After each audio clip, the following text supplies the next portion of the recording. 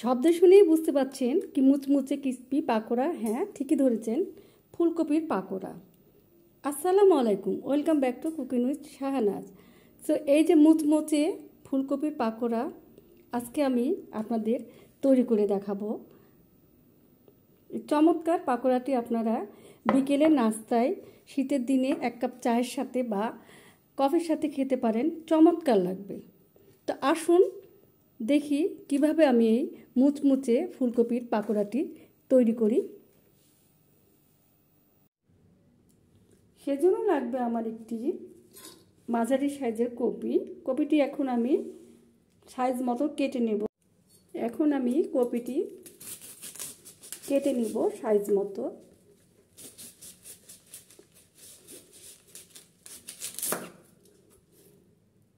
ডাঁটাগুলো আলাদা করে দেব।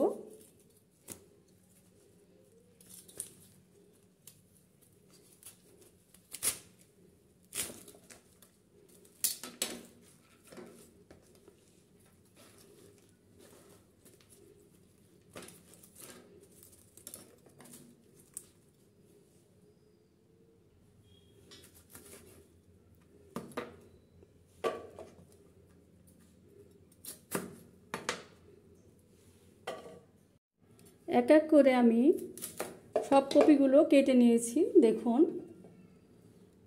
লম্বা লম্বা করে কেটে নিয়েছি, ডাঁটিটা বড় রেখেছি।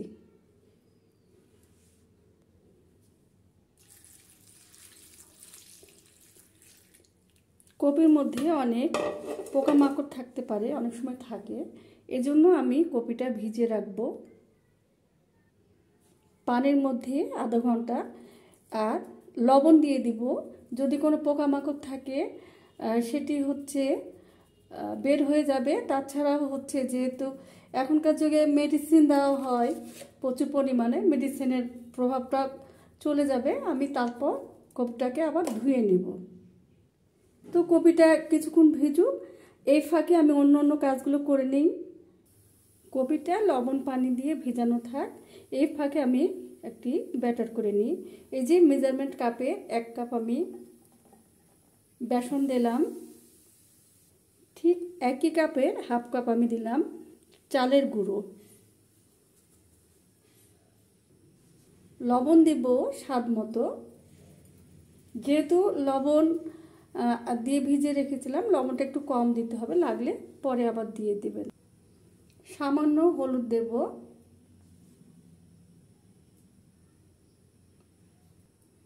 মরিচ গুঁড়ো দেব, যে যেরকম ঝাল খেতে পছন্দ করেন সেরকম দেবেন।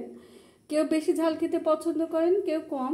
সো আপনারা আপনাদের টেস্ট অনুযায়ী মরিচ দেবেন। আমি একটু বেশি দেব, আমি একটু ঝাল খেতে পছন্দ করি।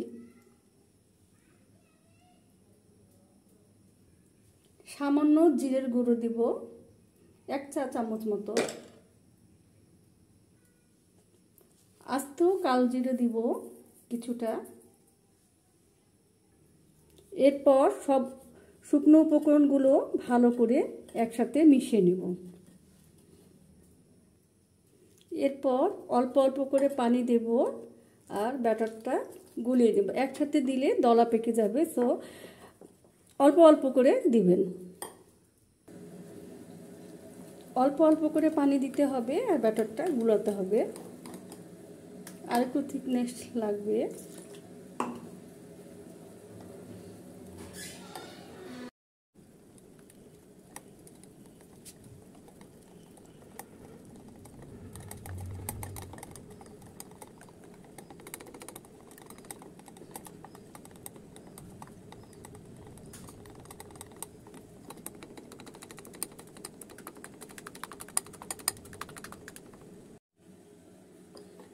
এই তো দেখুন, ব্যাটারটা এই টাইপের হবে,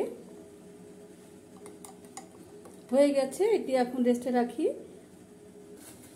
এইদিকে আমি একটি সসপ্যানে পানি ফুটাতে দিয়েছিলাম। সেই যে ভিজিয়ে রাখা কপি, সেটি আমি এখন এর মধ্যে দিয়ে দেব।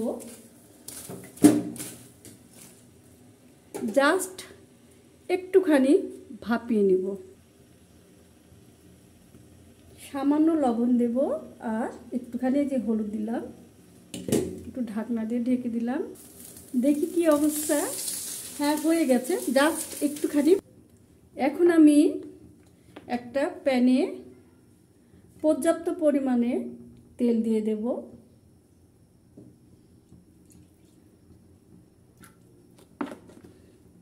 তেল ভালো হয়ে গরম হলে তারপর পাকোড়াগুলো ভেজে নেব। তেলটি গরম হতে থাকুক, ব্যাটারটি আমি আরেকটু ভালো করে ফেটে নিই। ভাপিয়ে রাখা কপিগুলো এক এক করে কোট করব আর দিয়ে দেব। এই যে দেখুন, তারপর একটু এরকম করে নেব।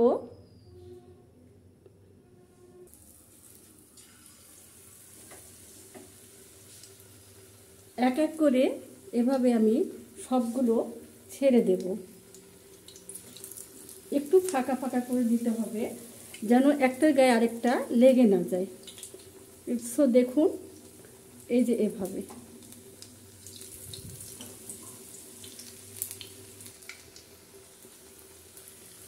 এভাবে আমি সবগুলো আস্তে আস্তে করে ছেড়ে দেব। সাবধানে করবেন, হাতে যেন তেল না এসে পড়ে।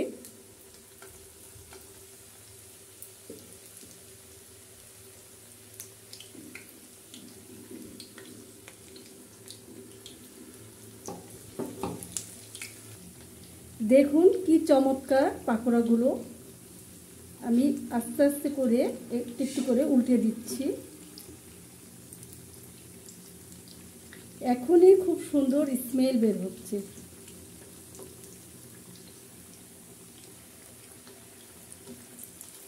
মিডিয়াম আছে এটি ভাজতে হবে, তা না হলে ভিতরে কাঁচা থেকে যাবে আর উপরে পুড়ে যাবে। ধীরে ধীরে ধীরে ধীরে ভাজতে হবে।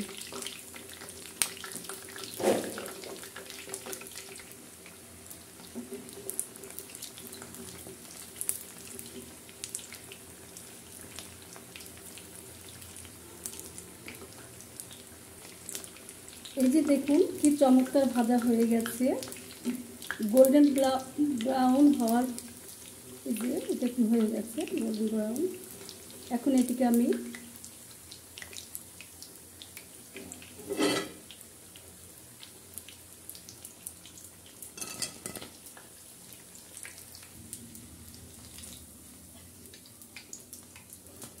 এভাবে আমি একে একে সব পাকোড়াগুলো ভেজে নেব।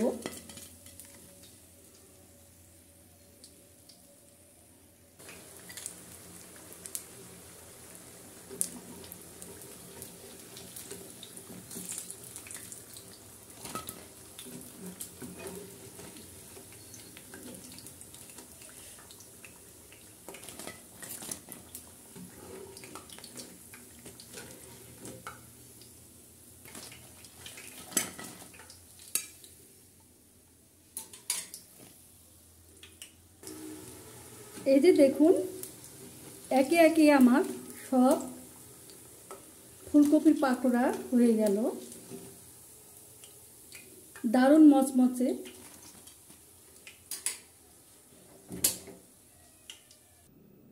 সব পাকোড়াগুলো আমার ভাজা হয়ে গেছে। আশা করি আজকের রেসিপিটি আপনাদের অনেক ভালো লাগবে। ভালো লাগলে অবশ্যই বাসায় তৈরি করে খাবেন এবং কমেন্টস করে জানাবেন যে ফুলকপি পাকোড়াটি কেমন হয়েছে। সবাই ভালো থাকুন, সুস্থ থাকুন। আল্লাহ হাফেজ।